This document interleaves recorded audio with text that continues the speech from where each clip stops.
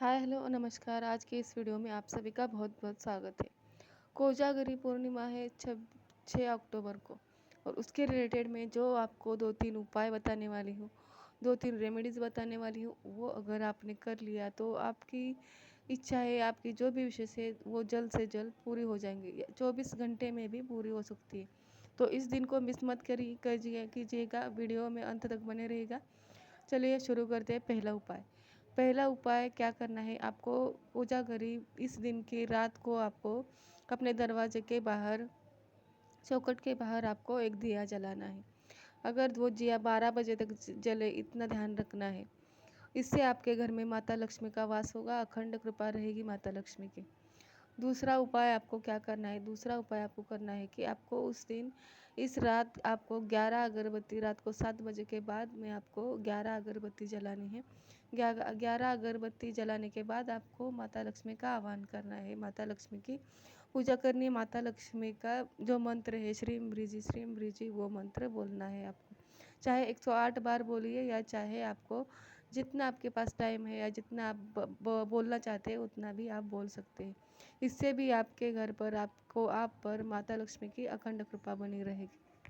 अगला उपाय मैं आपको बताने जा रही हूँ, वो खीर के उपाय है। खीर से रिलेटेड है। आपको खीर बनानी है इस दिन में, रात को आपको खीर बनानी है। खीर बना के एक बाउल में रख के उसको आपको चंद्रमा के प्रकाश में रखना है। चंद्रमा की किरणें उसमें पड़नी चाहिए। उसको छलनी से या कपड़े से ढक लेना है और उसको रात भर उसी प्रकाश के नीचे, उसी किरणों के नीचे रखना है, या गैलरी में रखिए या खिड़की के पास रखिए। जिधर आपके घर में सूर्य चंद्रमा की लाइट आती है उसमें आप रखना है, उसमें आपको रखना है। उसके बाद रात भर आपको ये रखना है। और उस खीर का आप कौन से प्रॉब्लम्स के लिए इस्तेमाल कर सकते हैं, यह मैं आपको बता दी। इसी खीर को आप सुबह खाली पेट खाएंगे तो आपकी हेल्थ इश्यूज़ कम हो जाएंगी। जो भी आपकी हेल्थ इश्यूज़ है उसके बारे में सोच के ये निकल गई है, मुझे कोई भी हेल्थ इशू अब नहीं है, या मेरा शरीर बहुत स्वस्थ है, ऐसा बोल के आपको ये 3 चम्मच, 2-3 चम्मच, अगर आपको खीर पसंद नहीं है तो खाली पेट इसको खाना है।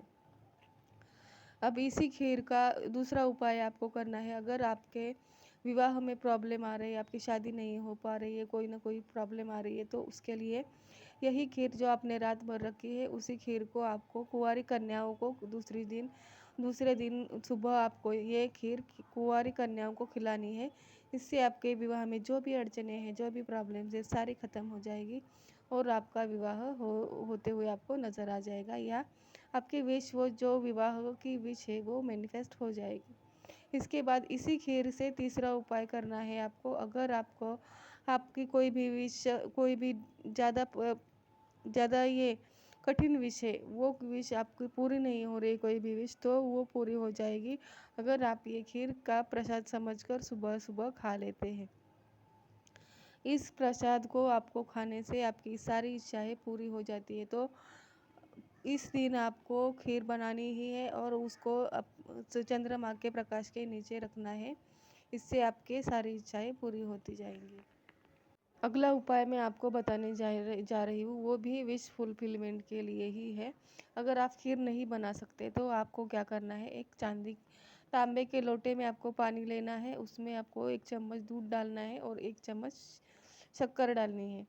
और वो पानी का आपको अर्घ देना है चंद्रदेव को। जैसे हम सूरज को अर्घ देते हैं, वैसे ही चंद्रमा को भी आपको रात के समय पे अर्घ देना है। और इससे आपकी अब वो देते देते आपको आपकी जो भी विश पूरी नहीं हो रही है वो बोलनी है, वो मेरी विश पूरी हो गई, ऐसा बोल के आपको अर्घ देना है। मतलब चंद्रमा को आपको पानी चढ़ाना है। जैसे हम सूर्य देव को करते हैं वैसे उसी प्रकार से आपको पानी देना है।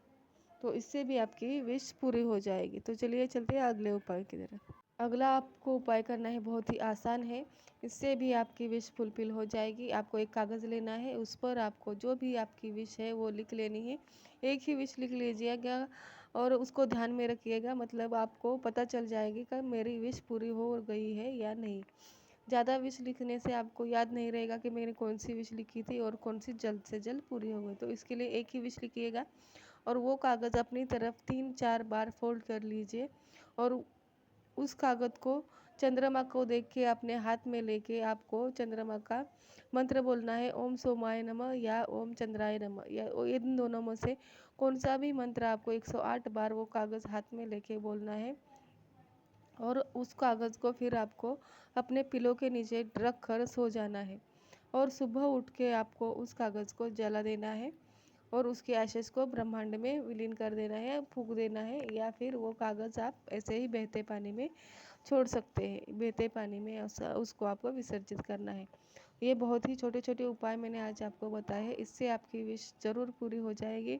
ये उपाय ज़रूर कीजिएगा अपनी बहुत ही आस्था से और विश्वास के साथ। अगर आप ये छोटे छोटे उपाय करेंगे तो आपकी विशेष ज़रूर पूरी हो जाएगी। चलिए मिलते हैं अगले वीडियो में, तब तक के लिए धन्यवाद, शुक्रिया, थैंक यू।